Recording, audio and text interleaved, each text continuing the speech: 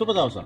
අපි අද කතා කරන්න යන්නේ MS Word එකේ ටයිප් කරනකොට ලොකු වෙලාවක් යන්නේ ෆොන්ට් අතර මාරු වෙන එක.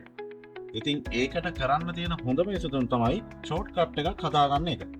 ඉතින් වැඩි කතා නැතුව වීඩියෝ එකට දැම්ම යමු. අපි ඉස්සෙල්ලාම මෙතන තියෙන මේ රවුමට ගිහිල්ලා ක්ලික් කරන්න ඕන. ඊට පස්සේ Word option. Word option වලට ගියාන් පස්සේ customize කියලා තැනක් තියෙනවා. එතන ක්ලික් කරාම මෙතන keyboard shortcuts වල තියෙනවා customize කියලා බටන් එක. අනේ බටන් එක ක්ලික් කරාම මේ මෙතන වම් පැත්තේ තියෙන dialog box එකේ පල්ලෙහාට යනකොට තියෙනවා font කියලා තැනක්. එතකොට මේ font කියන එක select වුණාට පස්සේ මේ පැත්තේ පෙන්නනවා font කියලා වෙනම dialog box එක.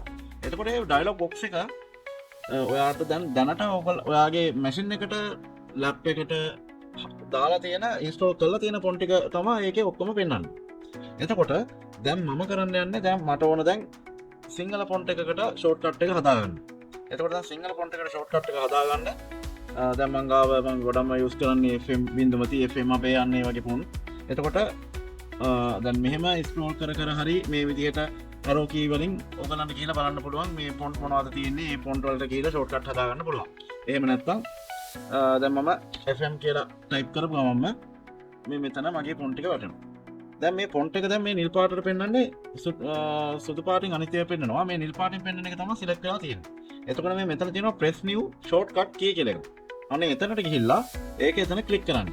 ක්ලික් කරලා ඕගලන්ට දැන් shortcut එක හදාගන්න පුළුවන් alt key වලින් control key එක ඔබලා අන්න ඒ විදිහට shortcut key එක හදාගන්න පුළුවන්. එතකොට දැන් මම ඕගලන්ට example එකක් විදිහට පෙන්නනවා. alt key එක ඔබාගෙන සිංහල කියලා කියන්න S එක ඔබනවා.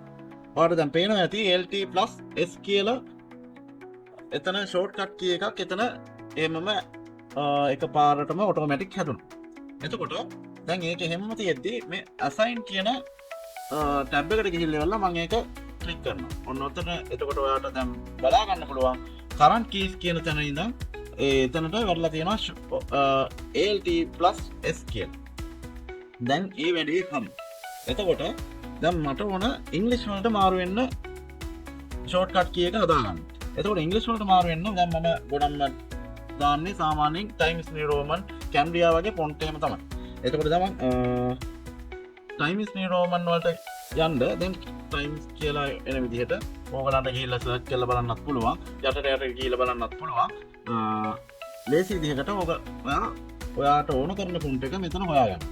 දැන් තමිල් ටයිප් කරන කට්ටියට තමිල් වලට මාරු වෙන්න ෂෝට්කට් එකක් ඕන නම් තමිල් ෆොන්ට් එකට ගිහිල්ලා ඉවරලා සිලෙක්ට් කරලා ඉවරලා මේ මෙතන press new shortcut key කියන එකට ගිහිල්ලා ඔයාට ඕන කරන alt හරි control key එක ඔබාගෙන ඔයාට ඕන කරන key එක ගන්න තමයි තියෙන්නේ. එතකොට දැන් මම alt key එක ඔබාගෙන ඉංග්‍රීසියෙන් දා e කියන එක ගන්නවා. එතකොට alt plus e කියලා තමයි ඒක හැදෙන්නේ. එතකොට දැන් මම දැනටමත් current key එක දාලා තියෙන්නේ මම ඒක ආපහු remove කරන්න. caliber එකට බලමුකෝ. දැන් මේ caliber එකට ගියාම alt එක ඔබාගෙන e එක ගහන්න ඕන. එතකොට e එක ගහපු ගමන්ම මේ වගේම assign කරන්න කියලා බටන් එක එනවා. එතකොට ඒක ක්ලික් කරාම මේ මෙතන current keys වලට වැටෙනවා alt plus e කියලා. දැන් එතකොට ඕගොල්ලන්ගේ අමාරුවෙන් ටයිප් කරගෙන ගියපු විදිහ එකේ දැන් ගොඩක්ම වැඩේ හරි. කෙලින්ම ටයිප් කරගෙන යනකොට මේක මාරුවෙන් මාරුවට ටයිප් කරගෙන ඔයාගේ වැඩේ කරගන්න විතරයි දැන් තියෙන්නේ. මේක ක්ලෝස් කරලා මෙතනත් ඕකේ කරලා දැන් මම මෙතන ඔයාට පෙන්නන්න. දැන් මෙතන සිලෙක්ට් වෙලා තියෙන්නේ caliber එක. මට මෙතනට යන්න නැතුව මට මාරු කරන්න ෂෝට්කට් එක හදාගෙන තියෙන හින්දා alt key එක ඔබාගෙන S එක ඔබන්න.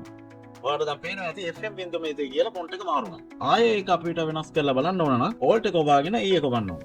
දැන් ඉංග්‍රීසියට මාරුණා. අන්න ඒ වගේ වාට ලියුමක් හරි ඕනම දෙයක් ටයිප් කරගෙන යනකොට LT ඔබාගෙන S එක හරි LT ඔබාගෙන E එක හරි ඒ දැන් මම දාපු ෂෝට්කට් එක ඔයා කැමති අකුරක් දාලා ඔයාට මේ විදිහට ෂෝට්කට් එක හදාගන්න පුළුවන්. වචන අතර අකුරු අතර මාරු වෙන විදිහට ෆොන්ට් එක මාරු කරගන්න පුළුවන් විදිහට හදාගන්න පුළුවන්. ඉතින් මේ වගේම වැදගත් වීඩියෝ එක ආයෙ යලි හම්බ වෙන බලාපොරොත්තු වෙමින් මම දැනට සමුගන්නවා. ඒ වගේම මේ වගේ දැනුම දෙන තවත් වල වීඩියෝස් බලන්න අපිත් එක්ක එකතු වෙන්න.